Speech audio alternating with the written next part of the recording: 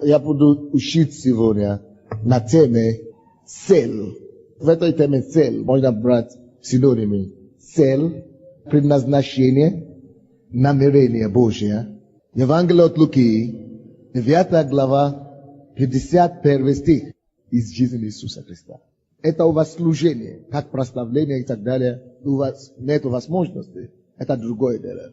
Но если это домашние группы, по территориальным и по признакам, можно, как вы хотите делать домашнюю группу. Можно по дружественным признакам, по разводным признакам, по женатым признакам, по интересам.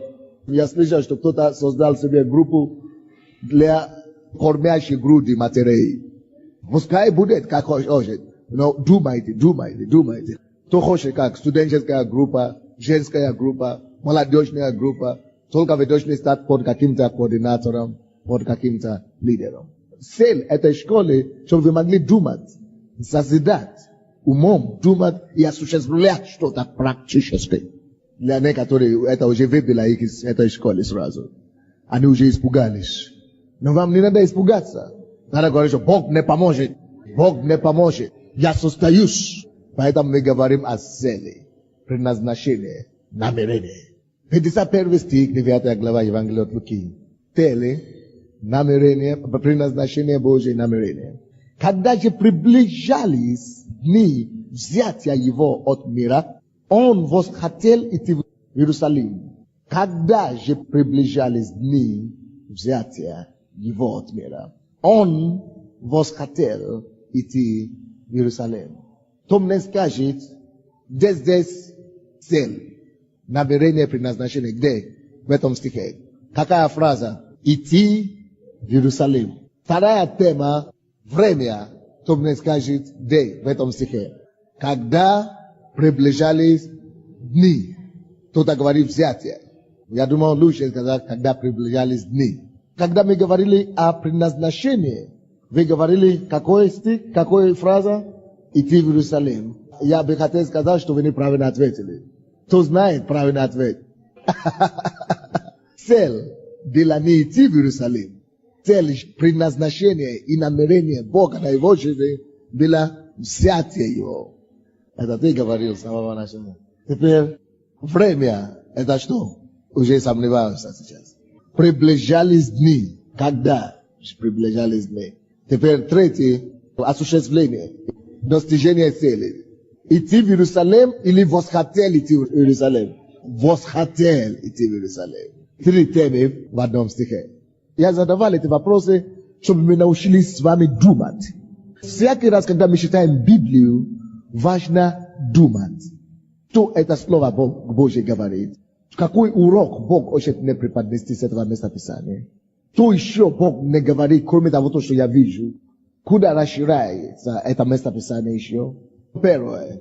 Цель Иисуса была известна. Иисус знал свое предназначение и намерение Божье на его жизнь. Он знал, что он должен идти в Иерусалим. Именно в Иерусалиме он должен быть взят на небе. И он должен отдать свою жизнь.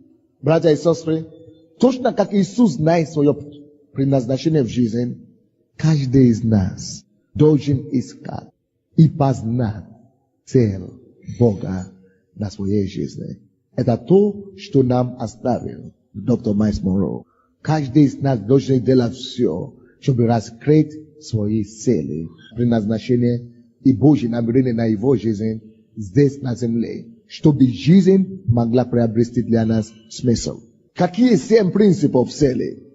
Бог есть Бог цели, и мы должны это с вами знать. Бог ничего не делает сумбурно. Бог ничего не делает случайно. Бог все рассчитывает. У Бога была цель вывести детей Израилевых из Египта. Только после того, как Он поставил перед собой цели, Он создает человека, который должен его выполнить. После того, как Он поставил себе цели вывести, когда приблизилось 400 лет, исполнилось уже. Он сказал, что они будут там 400 лет. Когда уже 320 лет, Он дал рождение Моисею. И когда Моисею исполнилось 80 лет, он вывел их. Поэтому Моисей не мог быть родиться раньше. У Бога было предназначение и планы уже готовые. Он сказал, через 400 лет я выведу вас обратно из Египта. Поэтому Моисей не мог быть родиться через 100 лет или через 200. Моисей должен быть родиться именно тогда, когда он родился, через 320 лет. И когда ему исполнилось 320 лет, когда ему исполнилось 80 лет, это было уже 400 лет ровно, и он вывел тогда детей Израиля. То есть Бог не родил Моисея просто в мир. Бог родил Моисея в мир для его установленной цели.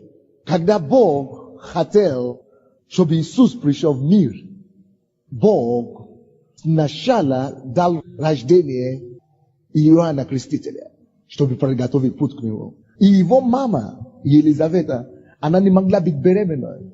Сколько лет ей было? Наверное, 80 лет или сколько ей было. Не написано, старая женщина. В глубокой возрасте написано. То есть, ее бесплодие было спланировано Богом. Потому что если бы она родила в 20 лет или в 30, тогда он бы уже состарился и не успел бы для служения Иисуса. Поэтому Бог должен удержать и закрыть. Написано, Бог закрыл Шрева и Елизавета. Бог закрыл. Потому что он не должен появляться перед свое время. Цель Бога была в том, чтобы он опередил Иисуса и приготовил путь Иисусу. Через полгода он должен быть разница полгода, чтобы вести и приготовить путь Иисуса. Поэтому этот ребенок должен остаться на небе у Бога, в недре у Бога. Елизавета должна была быть бесплодной. И только свое время, когда Мария уже возросла до того возраста, когда она должна была уже выйти замуж, и когда она уже биологически готова для рождения ребенка, только к этому времени Бог дал зачатие Елизаветы. Потому что теперь Мария готова. Только за полгода до рождения. То есть ничего не бывает случайно. И Иоанн Креститель родился в свое время, чтобы выполнить определенную миссию. Какая? Приготовить путь, Господи. Моисей родился не случайно, не просто в мир родился. Нет, он родился для установленного предназначения, для Божьего намерения, которое уже есть. Вывести своего Божьего народа из Египта. Точно таким же образом вы или ты родился по Божьему плану для какого-то, может быть, уже открыто тебе или закрыто от тебя пока, но для определенной, уже установленной задачи Божьей, которая должна быть исполнена на этой земле. Поэтому он породил тебя именно в это время, чтобы ты мог выполнить установленное предназначение. Бог знал, что Моисей будет вывести его народа, и Бог именно специально для того, чтобы быть помощью Моисею, дал рождение Аарону. Он родил Аарона только для этой цели. Чтобы Аарон мог быть устам, переводчиком для Моисея. Только для этого. И дал ему возраст. Он родил его вовремя. Ни раньше, ни позже. Вовремя, чтобы исполнить задачу, которую Бог уже предназначил. Эта задача должна быть исполнена кем-то. Поэтому, на беременность надо родить этого ребенка. Для этой цели. Я вам докажу это. Исайя, 6 главу, 8 стих. Мы все знаем это местописание. Известное нам всем. Исайя 6, 8. «И услышал я голос Господа, говорящего, кого мне послать?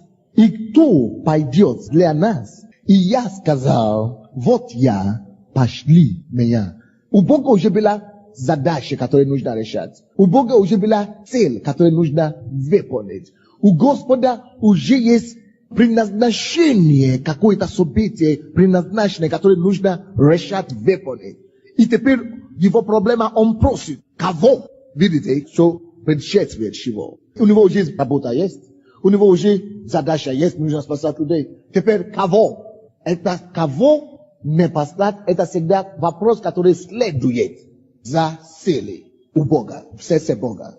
Это значит, прежде чем рождение любого человека в этот мир, Бог уже задал себе этот вопрос. Давайте скажем себе это. Прежде моего рождения, Бог задал себе один вопрос. Kavom ne paslat. I on решил родить, создать и послать меня, чтобы выполнить его цели. Теперь напишите это приложение у себя. Прежде чем Бог родил вас, прежде чем Он послал вашу маму, вашему отцу, вашей папе, прежде чем они познакомились и влюбились, Бог знал, что нужно, чтобы они породили одного Андрея, или Саша, или София, или Наташу, или Ольгу, чтобы эта София потом сделала мое предназначение. Из-за этого Он дал любовь вашей маме, вашему папу и так далее. Скажи, что я запланирован. Я запланирован для цели. Я не случайность. И это правда. Допустим, я не знаю эту истину. Когда мне было 12 лет, я был готов убить себя. Потому что я рос в семье, где, когда мне было 6 лет, все было. Меня возили на машине в школу. Но когда мне уже было 8 лет, уже ничего не было. 8 лет я уже хожу с бабушкой в джунгли, чтобы собрать фрукты и травы, чтобы продавать. Поэтому, когда мне уже было 12 лет, эта жизнь уже мне надоела. Я уже сказал: Господь, почему люди, мои ровесники, должны так жить хорошо, а я по кустам хожу, чтобы собрать дрова? Я в таком возрасте. Я говорю: зачем жить такую жизнь? Потому что я думал, что я так буду всю жизнь, не зная цели, намерения и предназначения. Я думал, что уже некуда, просвета уже нету. Многие из вас так и думаете сейчас. Вы думаете, что просвета уже нет. Вы думаете, что то, чем вы занимаетесь сегодня, тем вы будете заниматься всю жизнь. Глубоко ошибаетесь. Вы занимаетесь чем-то пока. Что-то лучше ждет впереди. Что-то большего ждет впереди. Предназначение ждет. Цели ждут. Но если вы не будете верны в том, чтобы какую-то маленькую цель сейчас, маленькое дело Божье исполнять, вы не можете достичь большего. Поэтому необходимо верность малом, чтобы быть поставлен над большим. Аминь. Но знаете одно, ты родился для определенной цели. И если ты уже пришел к Богу, это значит все. Ты обречен на то, чтобы открыть себе эту цель. Все. Если бы ты остался в миру, да, мы бы еще сказали: ну непонятно, ну найдет он или не найдется, нет, ну что-то получится или не получится, ну пропадет, может быть не пропадет, ну что-то жизнь выйдет или не выйдет. Но если ты уже попал у Бога, у Азайна, того, кто создал себе для этой цели, это уже простое дело, ему теперь говорит: иди сюда, вот, иди по моему, иди прямо. То есть это уже элементарно тебе уже состояться в том призвании, которым ты призван. Вы счастливы? Не ты родился сначала, а потом ищешь себе предназначение. А какая моя цель, какая моя... Это не так. Это наоборот. Сначала идея, цель, а потом ты уже был послан Богом, чтобы выполнить эту идею. Допустим, мы могли бы думать: Аарон родился только ради того, чтобы быть перевозчиком. Элементарно. Но это была цель его. Братья и сестры, Рахав была рождена для того, чтобы спасать соглядателей, чтобы их не убили. Она до того не знала, за чего она была рождена. Занималась проституцией. Она была блудницей в городе. Все ее знали.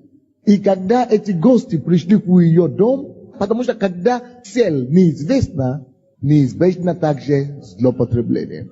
То есть, когда цель неизвестна, злоупотребление неизбежно. Рахав не знала свое предназначение, не нашла себе в жизни, гуляет себе. Блудница. Она была известна как блуд. Она использовала себя не так, как нужно. Но слава Богу, когда время пришло, она скрыла этих людей, гости эти вошли в ее дом, и люди прибежали к ней, чтобы поспать не просто с ней, но с ее гостями, мужчина. Но она скрыла их и спасла их жизнь. Это было Божье предназначение. И после того, как она выполнила это, Бог ее поднял выше. И она вошла в родословие Иисуса Христа. И стала бабушки. Это то, что Бог делает. То, что Бог делает. Иногда я поражаюсь, когда я читаю эти имена в Библии. не которые из них почти незначительные, такие мелкие вещи делали. Но достоили того, потому что они выполнили Божьи намерения, они вошли в Библию. Мы даже не знаем, почему имена их там. Выполнили свои предназначения, их имена должны войти. Посмотрите на женщину, которую Иисус видела возле колодца, самарянки. Ее цель не была известна, она искала радость и смысл жизни мужчины. Потому что есть много таких людей. Она живет, растет, и она думает, что ее радость, исполнение мечты придет, если она найдет кого-то, мужчину, какого-то мужа, который будет о ней заботиться. И она вышла замуж за одного, он не оказался таким. Развелась и пошла к другому, разочаровали, потому что она искала, на самом деле, не мужчину, а цель жизни. И часто, когда у нас цели не хватает в жизни, мы начинаем злоупотреблять себя. Мы начинаем искать вот эту цель в вещах, в чем-то, в развлечении, в других людях. И мы требуем, чтобы они стали заменами на наши предназначения. Вот она была в таких поисках, пока не встретилась с Иисусом. Но когда она уже встретилась с Иисусом, слава Богу, что не была поздно. Она уже успела, уже 5 раз уже была замужем. 5 мужей уже, изменилась, поменялась. Потому что искала в одну, то в одного, то в другого, то в третьего, но аж до 5-го дошла. По-моему, в этом зале, если мы скажем, кто вышла замуж 5 раз, по-моему, единичные руки будут. Не так много. Но есть такие. Есть такие. И все мы, даже некоторые из нас, мы вышли замуж только 1 раз в жизни, но мы были как самарянки настоящие. Потому что, как и самарянки, многие из нас, мы искали свое предназначение именно в мужчине. Вот когда я найду своего принцесса, тогда все будет хорошо. И очень часто бывает, что этой принцессы не бывает. Эта принцесса бывает только во Христе Иисусе. Часто то, что мы ищем, это не надо искать принцессу или принцесса. Надо было искать просто свое место в жизни. Вот почему, когда Бог создал Адама, сначала Он дал ему работу, работай, осуществляйся. Найди себя в жизни. Найди свое призвание в жизни. Вообще не думай о жене. Бог даже ему не открыл, что есть жена еще бывает. Осуществляйся и все. Потому что Бог не хотел, чтобы он отвлекался. Но многие из нас мы уже успели отвлекались, прежде чем искать осуществление. Потому что первичное для Бога это не то, что будет написано. Ты вышла замуж или не вышла. Как вышла, удачно или неудачно. То, что Бог заинтересует, это то, исполнил свое призвание или нет. Потому что на небе там говорят, что не будет замужества. И там вообще не будет. Все. А если ты это поставил себе цель на земле, когда там уже не будет, куда ты денешься? Куда ты пойдешь-то? Как эта женщина. Вроде бы она все потеряла свою цель в жизни. Но когда она встретилась с Иисусом, оказывается, что она была рождена, чтобы принести Евангелие целый город. И через ее свидетельство весь город пришел к Богу. Представляете это? Это потрясающе. Лидия в Новом Завете. Вроде бы безобидная. Она была бизнесменкой. Занималась бизнесом. Но она догадывалась, что цель, почему Бог дал ей успех в бизнесе. И она была преуспевающая бизнесмен. Цель, почему Бог дал ей успех в бизнесе. Бог знает, что какой-то дата, какое-то время будет крещение Духом Святым. Будет день Пятидесятницы, Дух Святой излился на землю, церковь родится, и Евангелие будет понесено в Европу. И первое место, куда миссионеры придут в Европу, будет как раз ее город, Македония. И как раз Бог родил тогда, планировал ее дать рождения. Чтобы выросла, стать успешным бизнесом, а потом встречать этих миссионеров, чтобы они жили у нее дома. Это было ее предназначение и цель в жизни. Она была гостеприимной и приняла первых миссионеров. И через нее Бог дал ей Божье доверие, церковь поднялась в Европе, в ее доме.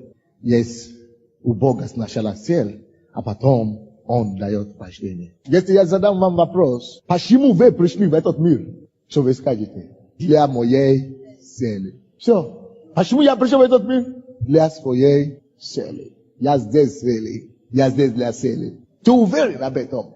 Ты ходишь по жизни, потому что ты уверен об этом. С уверенностью. Я уверен. А они скажут тебе, какой? А я еще не знаю. Но я двигаюсь с Богом. Он говорит, ищите прежде Царство Божие. И правды Его. И все остальное приложится к вам. Я найду. Я двигаюсь в этом, я двигаюсь с Богом. А когда ты двигаешься с Богом, ты не заблуждаешься. Так что я в правильном русле, я служу пока в домашней группе, или я служу пока лидером. Потому что есть у Бога цель. Бог дал рождение моей старшей сестры. Она не знала, что делать, она сделала своим делом. Не очень хорошее. А потом, однажды она спаслась. И она была такая горящая, ревностная. Я думаю, если кто-то заслуживает быть проповедником, это она, скорее всего, не я. И привела меня к Богу. И теперь домохозяйка. Вот. Она привела меня к Богу, а потом я могу делать намного больше вещей. Вроде бы, какая это может быть? Слушайте, никогда не пренебрегай свою цель. Цель не бывает важнее, чем другие. Чья-то цель не бывает важнее, чем другие. Они все равно важны. Вот почему Бог назвал этого человека, кому он дал талант один, он назвал его лукавый, ленивый и злой раб. Потому что тот пренебрегал маленькое начало. Он пренебрег его талант. Потому что это один, он говорит, тому дал 5, тому дал еще 3, а мне дал 1. Если раз ты мне дал 1, ну значит ты меня не оценишь, ты меня не уважаешь. Я тебе и верну твою это. Он не ценил призвание, он не ценил цель, он не ценил предназначение. Дорогой брат и сестра, цени твою цель, цени твое предназначение и выполни его. Самый большой шок в этой истории, это до сих пор поразило меня, пока это не было открыто. Хорошо, он не выполнил, он не заработал на этот талант. Но не заработал. Хорошо, отними. Иисус, только наказание пришлось ему понести. Столько наказания, я не мог понять. Но долгое время я не мог понять, почему Иисус так сурово наказал этого. Он говорит, во-первых, ты лукавый и ленивый. Он обругал его. Во-вторых, возьмите, соберите у него, то, что у него есть, и дайте самому продуктивному, самому успешному. Отняли, собрали то, что у него есть, второе наказание. Третий, он еще опять обругал его. Если ты знаешь, что я такой строгий и требующий господин, почему ты не заработал? Тебе было давать, чтобы зарабатывать деньги где-то в банке или что-то. Депозитном, чтобы деньги принесли мне. Раз ты это не сделал, свяжите его, бросайте его в печь, озеро огненное. Он говорит, он дал рабам своим, он же раб его. Он же Божий служитель, он же Божий раб, избранный. Причем тут озеро огненное? Ты будешь иметь участь твое нечестивыми и грешниками. Но это не влезло мне в голову. Ад, из-за того, что он вернул это самое, он же не украл. Есть же еще похуже люди, которые могут взять это один вместо того, чтобы они спрятали. И вернуть, как оно есть. Вообще, они скажут, что пропало. Они пойдут покушать. И все. Есть такие еще. А этот еще по нашим меркам, понимаешь ты? Еще порядочный, значит. Он от тебя сохранил ответственность. У нас такие ответственные тут, что он вернул то, что ему дали. Не украл еще. И все равно Бог ему сказал, отнимите вообще у него. Еще озеро огненное его выбросил. Это шок. Это неожиданно. Братья, Бог такой строгий. Бог такой строгий. Именно по поводу по поводу цели и предназначения. Бог такой строгий в отношении исполнения своей цели. Бог такой строгий. Бог такой строгий.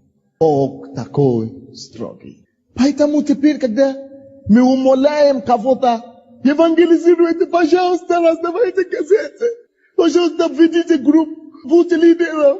Кто-то думает, вот, а я еще не готов, а я не хочу. И думаешь, мне это нужно. Видите? Думаете, это еще кому-то это нужно, значит. Вы видите, сколько новообращенных каются. Пожалуйста, вы хотите, будете раздавать анкеты, работайте с новообращенными. А мне надо спешить на электричку. Электричку. Хорошо. Электричка, конечно, есть дешевая. Это серьезное дело, братья. Нам с вами нужно как Иисус. Поэтому Иисус знает отношение Бога к этому делу. Иисус знает сердце Отца. Поэтому Иисус не мог и не может себе позволить не разобраться тут же со своим призванием. Поэтому Иисус сразу первое дело выяснил для себя свое призвание. Евангелие от Луки 4 глава 18-21 стихи. Я был создан, потому что была у Бога цель. Я был создан, чтобы идти выполнить Божье предназначение. Однажды один евангелист готовился к крусейду большом евангелизации. Молился и постился где-то, я не помню конкретно, но, по-моему, 3 недели. 3 недели постился и не кушал, молился. И после проповеди понедельник никто не каялся. Вторник никто не каялся. Среда зал забитый, но никто не покаялся. Четверг никто не каялся. Он уже начал возмущаться и говорит: Бог, что такое? И пятницу никто не покаялся. Но один, когда он уже закончил, молодой человек, 9 лет, ребенок, вышел на покаяние. Проповедник после этого сказал, что все, я сворачиваю это дело. Нет благословения. Но через где-то 20 лет, я не помню, как его зовут, но это американский проповедник. Он слышал, как один человек проповедует. И через его служение сотни тысяч людей приходили к Богу. И тот начал свидетельствовать. Когда мне было 9 лет, в каком-то городе, евангелист трудился, и он взял проповедовал, как он хотел. Но никто не шел на покаяние. И тогда что-то меня вытолкнуло. И он стал самым известным в мире евангелистом в то время, который привел сотни тысяч и миллионов людей к Богу. А тот думал, что ему надо сворачиваться. Потому что цель его жизни была в том, чтобы спасать одного. Как и Иоанн Креститель. Ему нужно было проповедовать только 6 месяцев. После 6 месяцев обезглавили его. Вроде бы трагедия. Но человек выпотил самое главное. Свою цель. Иногда мы пренебрегаем свою цель. Кто-то призван молиться только. Кто-то призван поднимать других молитвенников. Кто-то призван быть лидером домашних групп. Но из-за греха пренебрежения, это грех того раба, который закопал свой талант. Хотя он был Божьим рабом, Бог его бросил там, где озеро огненное, где грешники и нечестивые, скрежив зубов. Его раб. Не потому, что он согрешил, как другие. Потому что он не воспользовал тот дар вложения Бога в него. Бог не есть банкрот. Бог не есть Бог банкротта. Напишите это себе. Он не есть Бог банкротства. Он не банкрот, не в чем. Финансирует и не поддерживает зря бесплодные почвы. Он не инвестирует в бесплодные почвы. Так что, если мы как верующие хотим что-нибудь делать в этой жизни, это прежде всего искать, исполнить волю Его. Поэтому Иисус не играл с этой темой, как я уже говорил. Он искал свою цель. После того, как он крестился у Иоанна Крестителя, Иоанн Креститель хотел его остановить, что не надо креститься у меня, вот я лучше у тебя крещусь. Но Иисус знал, что такое цель, предназначение. Иисус знал, что если он окажется, одно из главнейших предназначений Иоанна Крестителя не исполнится. И он знал, что Бог уже так наметил, он уже определил цель, которая должна быть исполнена. В его жизни, то есть он должен креститься. Он говорит: нет, должна исполниться всякая правда. Но нет, я должен креститься. Это была цель, предназначение. Он крестился у него. После этого он пошел 40-дневный пост, чтобы готовиться к исполнению своего предназначения. И он знал, чтобы выяснить, что, как, что. Он искал лицо Бога, а его предназначение. И после этого поста, 4 глава Евангелия от Луки, 17 стиха, ему подали книгу пророка Исаии. И он, раскрыв книгу, нашел место, где было написано: «Дух Господень на мне, ибо Он помазал меня благовествовать нищим Его цель». Он провозглашает свою цель, которую он уже выяснил. Почему он это не провозгласит до молитвы, до искания лица Бога? Потому что в молитве, я думаю, подробности это было открыто ему. И поэтому он провозглашает это теперь, когда он уже это выяснил. Через пост, через молитву он все это выяснил. Когда мы ходим с Богом, ищем прежде всего Царство Божие, легко нам дается, чтобы видеть и знать и раскрыть свое предназначение. И он тут знает конкретно, Дух Господа Бога на мне. Ибо он помазал меня благовествовать, конкретно знает. И помазал меня исцелять сокрушенных сердцем. Проповедовать пленным освобождение, слепым прозрение, опустить измученных на свободу. Проповедовать лето Господне благоприятное. И закрыл книгу, и отдал служителю, сел, и глаза всех в синагоге были устремлены на него. Почему? Потому что он провозглашал свою цель. Когда ты знаешь свою цель, когда ты убежден на твоей цели, когда ты стремишься к твоей цели, провозглашаешь, исповедуешь свою цель, невозможно, чтобы внимание не было обращено на тебя. Невозможно жить уже зря с того времени. Невозможно уже не повелевать авторитет, уважение окружающих. Невозможно уже жить пустую жизнь Божию. Уже невозможно быть людям к тебе равнодушно. Уже невозможно. Равнодушно уже к тебе уже не будут. Либо будут ненавидеть, или будут любить. Один из двух. Потому что ты вещо на стезе исполнения твоего призвания. Иисус не играл с этим. Он искал свое призвание. Он нашел, он был уверен об этом призвании. Он еще раньше знал об этом. Но это было время, когда ему надо было приступать к этому. И он не шутил об этом. Иисуса было разные времена, разные стадии в его предназначении. Но здесь Иисус написано, открыл книгу и читал то, что было написано о нем. Заметьте себе это. Что-то было написано о нем. Следующее. После того, как он прочитал то, что было написано о нем, глаза все были устремлены на него. Отметьте себе эти два момента. Возможно, я задам вам потом вопрос по поводу них. Что-то было написано о нем. После того, я же повторяю сейчас, что-то было написано о нем. После того, как он прочитал, что о нем было написано, глаза всех были устремлены на него. Откройте, пожалуйста, со мной книгу пророка Аввакума. Братья и сестры, когда ты открываешь свое предназначение и цели в жизни, тебе так же, как Иисус, нужно что-то написать. Где и что написано о тебе, дорогой? Вопрос к вам. Где и что написано о тебе? Где твоя книга, где ты написал? Написано ли что-нибудь? Когда ты открываешь себе свое предназначение, надо написать его. Надо свою цель написать. Допустим, Иисус здесь уже знал, уже выяснил себя, что и для чего. Но запомните, когда ему было 12 лет, он не открыл это местописание. Но он ответил своей маме и папе, что я должен быть удела отца моего. Когда его нашли в храме, потому что он остался и так далее. То есть он знал, что на него жизни есть призвание. Но нам не было написано в Библии, что он провозглашал это конкретно, детали, как Евангелие от Луки, 4 главе. Что я хочу вам сказать? Многие из вас, вы абстрактно знаете, что вы призваны. Какое-то направление, но вы не знаете четко, что делать. Я не думаю, что это есть преступление.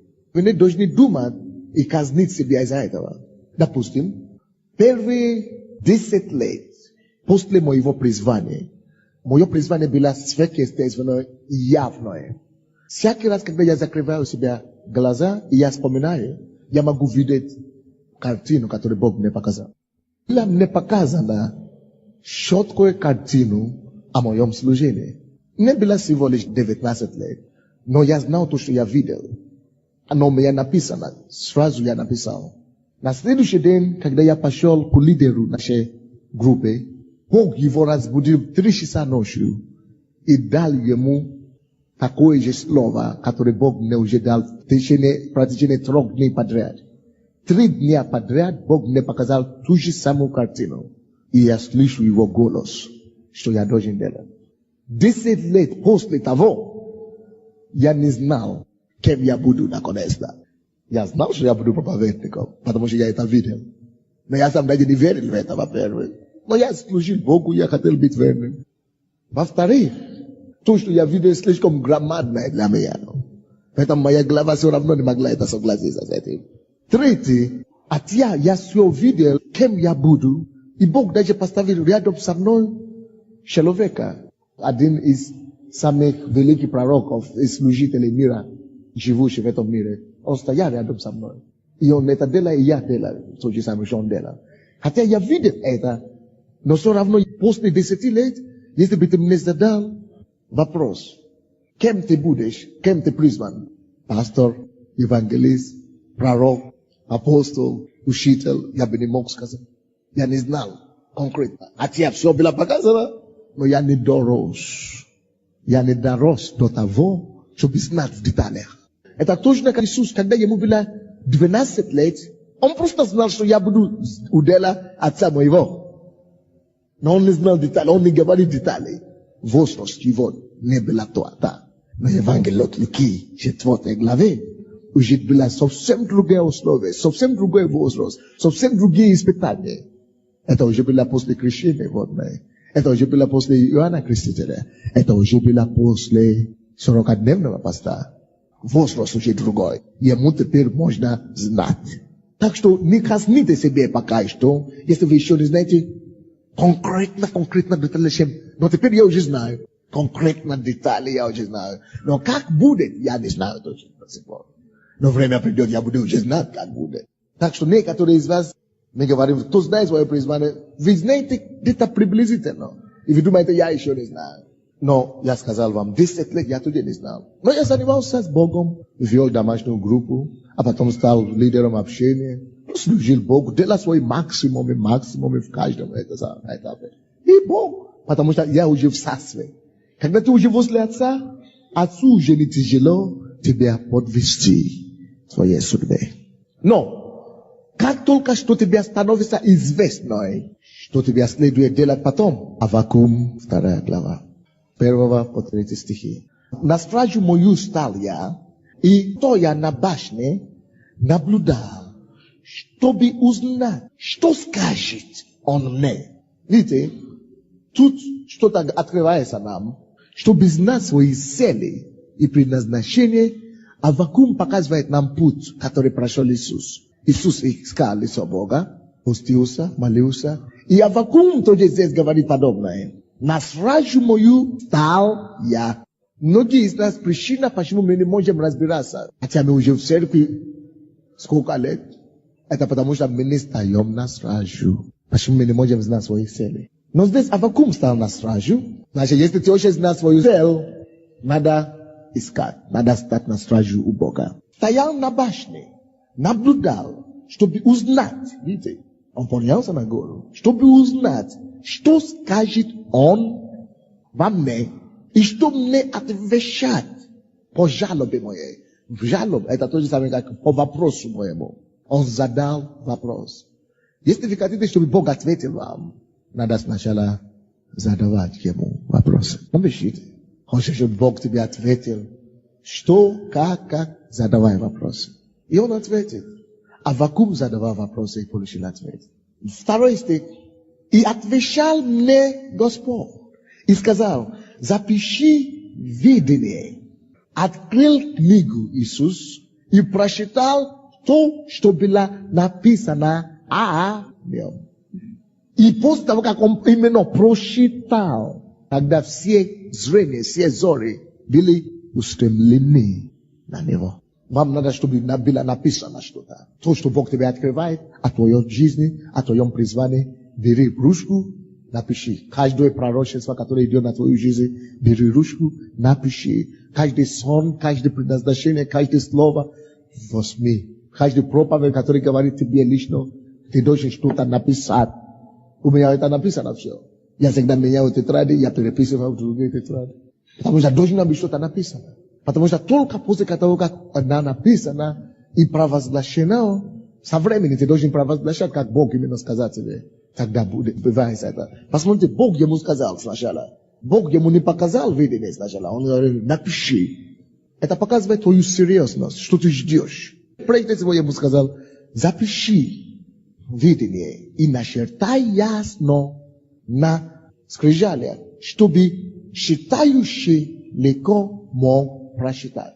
Чтобы ты сам мог потом понять и легко прочитать. Если бы я не написал то, что тогда было мне показано несколько лет тому назад, я бы уже какие-то детали забил, я бы уже какие-то слова перепутывал, я бы суть помнил бы, но я бы уже там перепоставил бы. Но Бог хочет, чтобы ты сделал то, чему Он тебя призвал, именно так, как Он тебе сказал.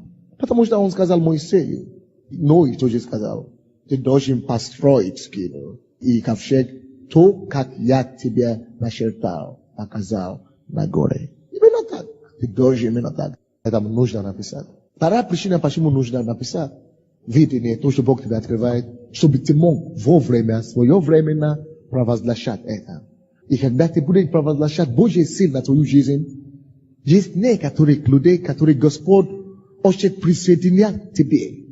Есть некоторых людей, которые Бог хочет привести к этому видению, чтобы работать с тобой, или чтобы помочь тебе, или чтобы быть командой с тобой, или чтобы финансировать это видение. Поэтому оно должно быть просчитано. Видите, только после того, как Иисус просчитал, тогда все зоры, все зрения были устремлены на Него. Вот почему люди пишут и делают брошюры такие, и картинки, разные брошюры, и пишут видение, которое Бог им дал. Допустим, сестра, Бог вам дал видение о Павлове.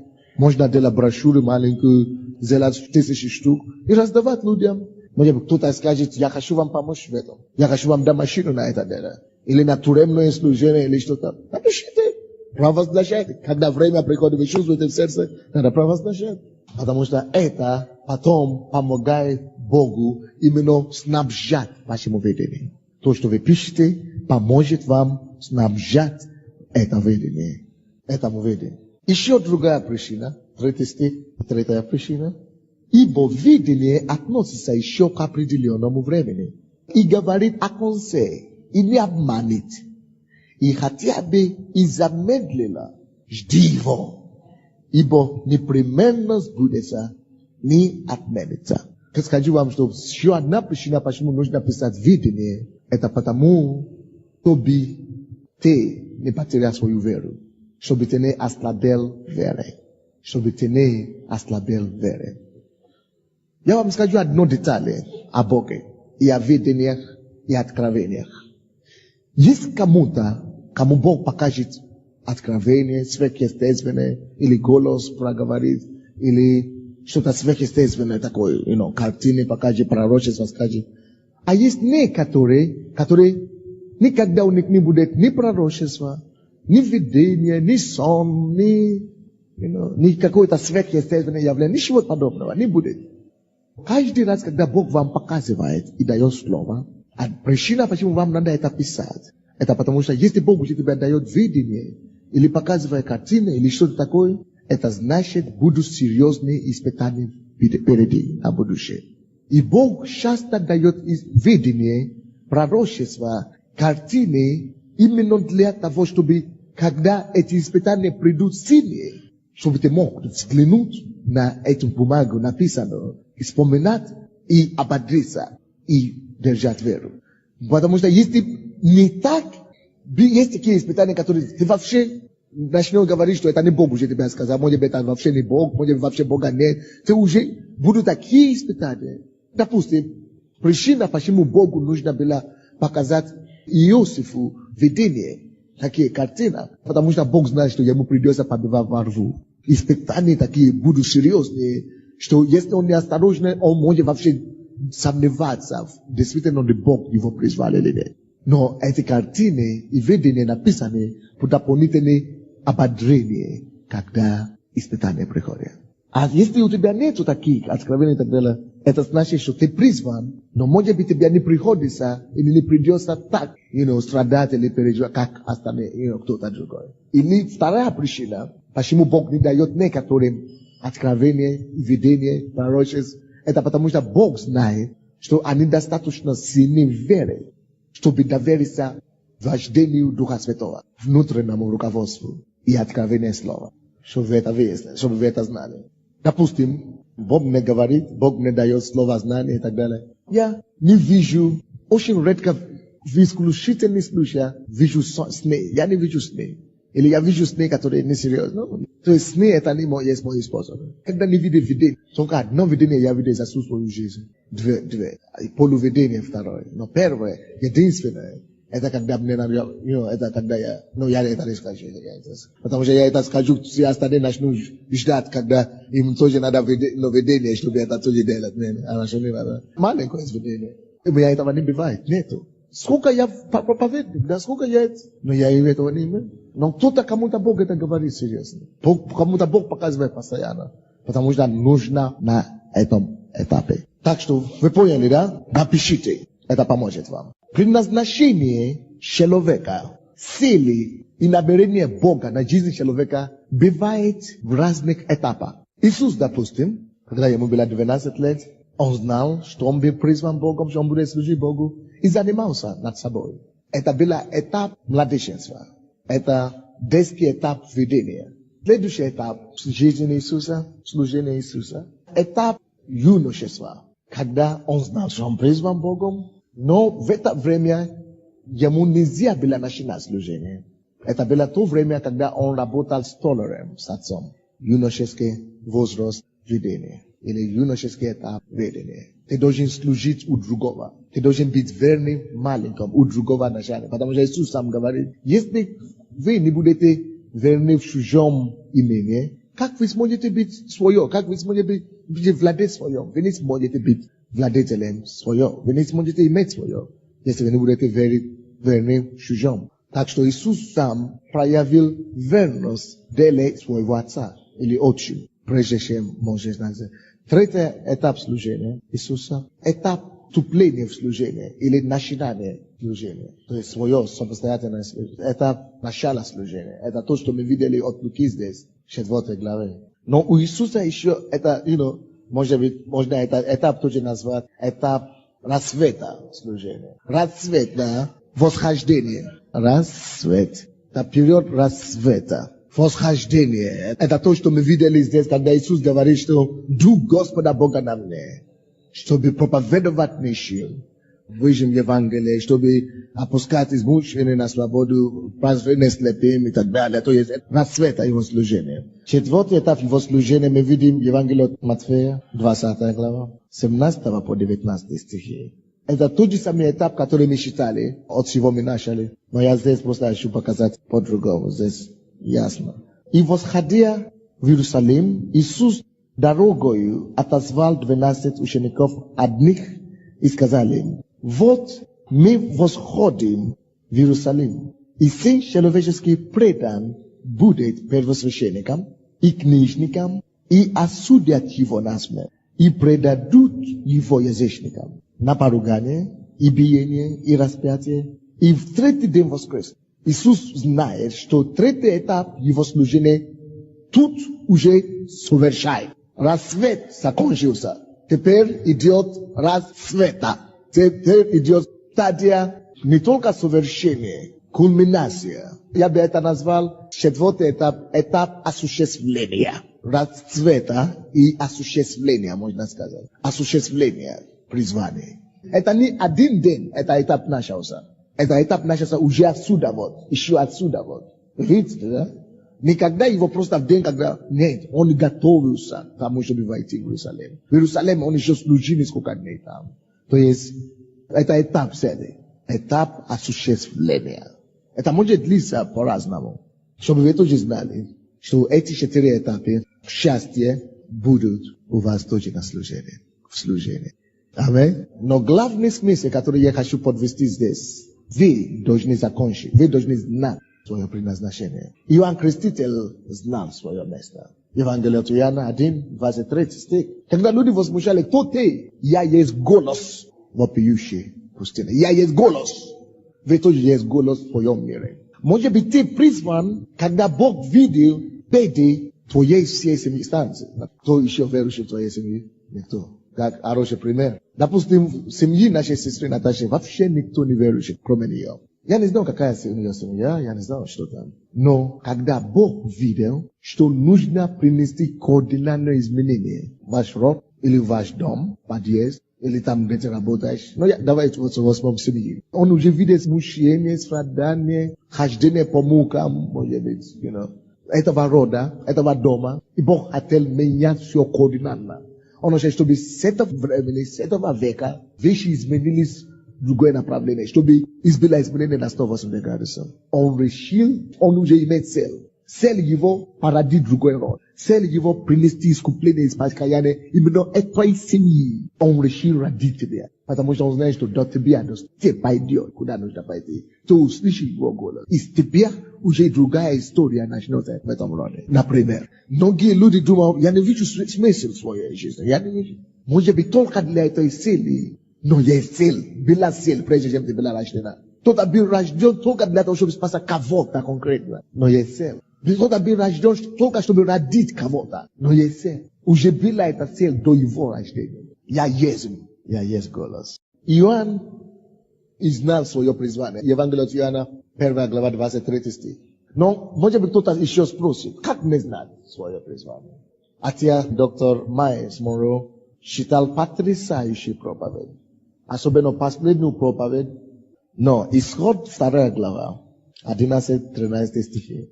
Я тоже хочу задать этот вопрос до того, как мы продолжим, чтобы каждый уже мог целенаправленно идти. Может быть, ты задаешь себе такой вопрос. Как не знать? Как не видеть свое место? Я думаю, это. Я не знаю. Во-первых, вы уже видели 4 стадии призвания. То, что я хочу, чтобы вы знали. Возможно, чтобы у одного человека призвание было больше, чем одного. Вы не поняли меня? Возможно, чтобы цели были несколько. Возможно, чтобы Божье предназначение на твою жизнь было разнообразное. По крайней мере, даже если цель одна, то по крайней мере, вы должны знать все, братья и сестры, что потенциалы Бог ставит разное и множество каждому из нас. Даже если у тебя цель одну жизнь, то у тебя также есть больше одного потенциала. Ты сможешь иметь больше потенциала, чтобы больше у себя развить. Так что все всегда могут кем-то стать. Допустим, вам хочу подсказать, как вам выяснить свое призвание по примеру Моисея. Я читаю эту проповедь сейчас. Я думал, наверное, доктор Майерс будет интересно слушать. Это не моя специальность, это его специальность. Но я думаю, что ему будет интересно, какие откровения Бог нам дает в этом направлении. 2 глава, исход, с 11 по 13 стихи. Спустя много времени, когда Моисей вырос, это как у нас с вами. Спустя много времени, когда Саша вырос, Александр вырос, Николай вырос, это как мы. Спустя много времени, когда я вырос, когда Моисей вырос, случилось, что он вышел братьям своим, сынам Израилевым, и увидел тяжкие работы их, и увидел, что египтянин бьет одного еврея из братьев его. Посмотревши туда и сюда, и видя, что нет никого, он убил египтянина и скрыл его в песке. И вышел он на другой день, и вот 2 еврея ссорятся, и сказал он обижающему: зачем ты бьешь ближнего твоего? Как не знать свое призвание? Как не знать свое призвание? Напишите. 11 стих.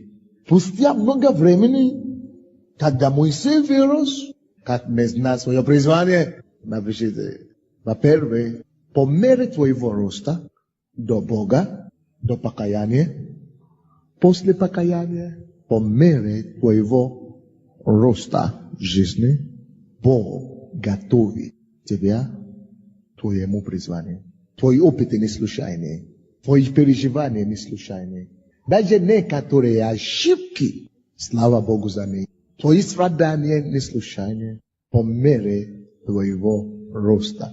Когда Моисей вырос, то накопленные опыты, накопленные испытания, переживания, обстоятельства жизненные и ситуации жизненные косвенно готовили тебя, чтобы встретиться и конфронтировать твоего Голиафа. Потому что Давид сказал, Бог меня готовил к этому Голиафу. Нет, я есть тот, который его убьет. Потому что пока я рос, я пас овец отца своего. И когда вышел на меня медведь, я убил его. И когда тоже вышел кто? Лев. Я убил его. И этого Голиафа не будет искушения. Этот Голиаф не будет искушения. Ой, рос. По мере твоего роста в жизни. Первый пункт. Второй пункт. Моисей вырос так и говорит, случилось, что он вышел братьям своим, сынам Израилевым, и увидел тяжкие работы их. Братья и сестры, он вырос во дворе фараона. Он вырос как принца фараонского, как наследника трона фараона. Он вышел как египтянина, но он увидел своего народа. Он вышел, написано, он же рос в этом городе. Он видел всегда евреев. Он видел всегда израильтян. Но однажды, написано, и случилось. Однажды случилось, что он увидел. Второй стук. Все, на что ты реагируешь в жизни, есть то, чему тебе придется столкнуться. Есть то, Голиаф, которым тебе придется сразить. Есть то призвание, есть то, чему ты призван. Некоторые из вас, как они росли, видели алкоголизм. Все, на что ты реагируешь в жизни, это есть то призвание, к чему ты призван. Это есть то дело, с чем тебе придется столкнуться, сразиться. Допустим, некоторые из вас росли постоянно возле алкоголика. То папа пил, то муж потом начал пить, то вы сами начали пить, то сын потом начал пить. Не обязательно, я просто как пример. Это может быть из то, чем тебе приходится в жизни сразиться. Кто-то из вас, может быть, мама родила его или ее не брака. Сама еле выросла, уже начала гулять. Дочка, то же самое, по тем же самым признакам. Блудила везде и так далее. И ты сама, и мама, и все. Или вокруг тебя только одни проституции. Может быть, это есть то, чему Бог тебя потом поручит. Сразиться. Может быть, Бог захочет, чтобы ты создал служение для проституток или для избавления молодежи от лишения, от разврата или, я не знаю, или что-нибудь семейное. То есть часто то, на что ты реагируешь, на что в жизни, пока ты рос, это связано во много тем, к чему ты призван. Некоторые из вас детства вы сталкивались с отвержением. Везде на работе отвержение, в школе отвержение, в институте отвержение, в замужестве или где-то отвержение. Может быть, Бог хочет, чтобы вы потом начинали служение для отвержения. И спасать их, и избавлять. Первый муж выгнал, второй муж выгнал, третий муж выгнал. А мне говорят, а если наоборот, первого мужа выгнал, второго мужа выгнал, третьего мужа выгнал. Значит, надо начинать служение для разводных. Самарянки. Никто не знает. Есть разные ситуации. Я не могу все перечислить сейчас. Оккультизм, например. Есть разные ситуации в жизни, которые я не могу все перечислять. То есть Бог потом хочет, допустим, в моей жизни, я не могу сказать, что этот принцип сработал. Но у кого-то это будет сработать. Хочу вам сказать, как выяснить, как знать свое призвание. Потому что он рос в царстве. Но пока он рос, однажды вышел, и уже не мог спокойно смотреть на израильтян. Сердце уже, он не мог, это уже.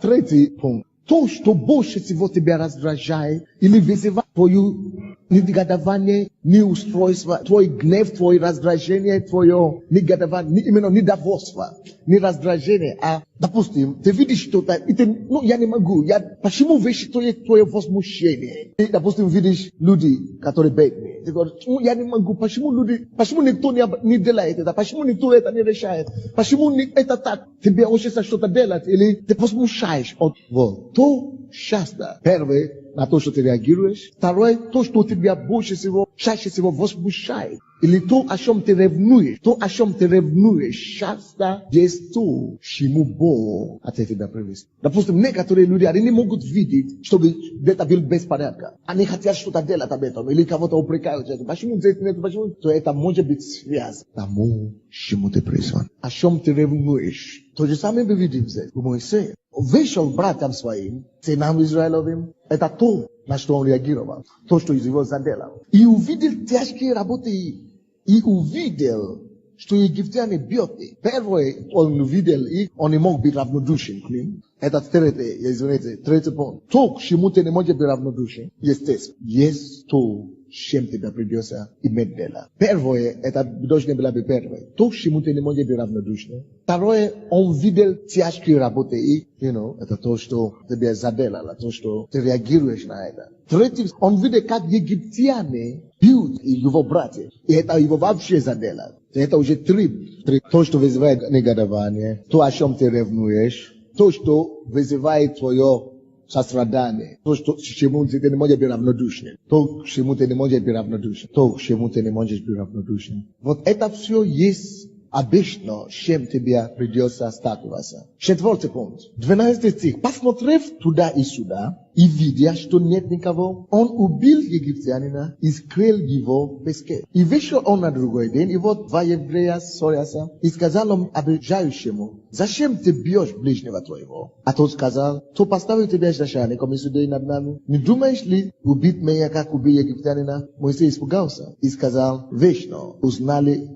узнали об этом деле. Четвертое, что я хочу вам дать. Чаще всего есть некоторые вещи, которые вызывают двойное чувство у нас. Двойные чувства. Вот то, что часто вызывает у вас двойные чувства, есть то, с чем ты будешь иметь дело в жизни. Какие двойные чувства я имею в виду? Это вызывает чувства либо любви и ненависть одновременно.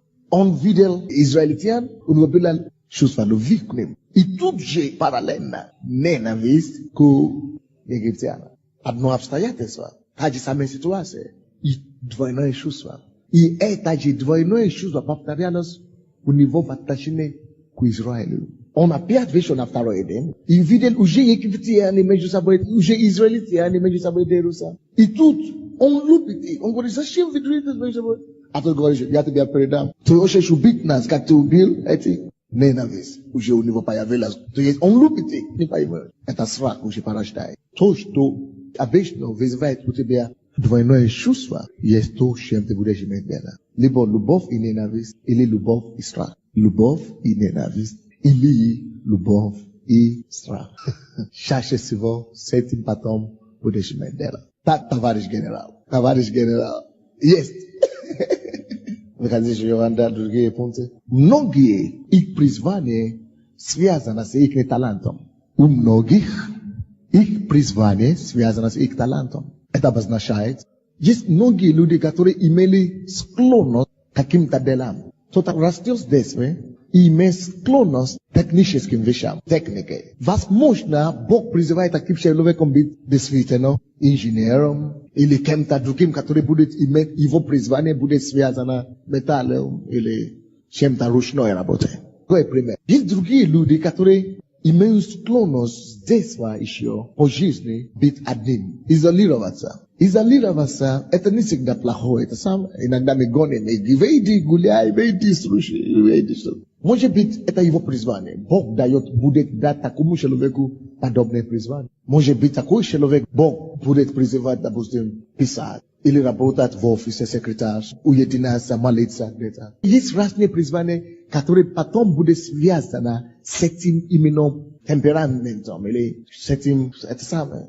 Есть некоторые люди, которые наоборот любят общаться с людьми, общительные. Это может быть связано с их призванием. Потому что, чтобы быть пастором, допустим, надо быть общительным. Наоборот, некоторые Бог призовет, которые вообще не стеснялись. Допустим, я стеснялся страшно, когда я бывал. Наоборот, Бог по-другому. Иногда бывают такие, которые Бог хотел, чтобы они имели общение. Есть некоторые люди, которые имеют много говорят, или умные, и это было необходимо для их призвания. Может быть, им нужно иметь призвание, которое связано с тем, чтобы говорить, или чтобы учить. Есть некоторые люди, которые имели, могу назвать.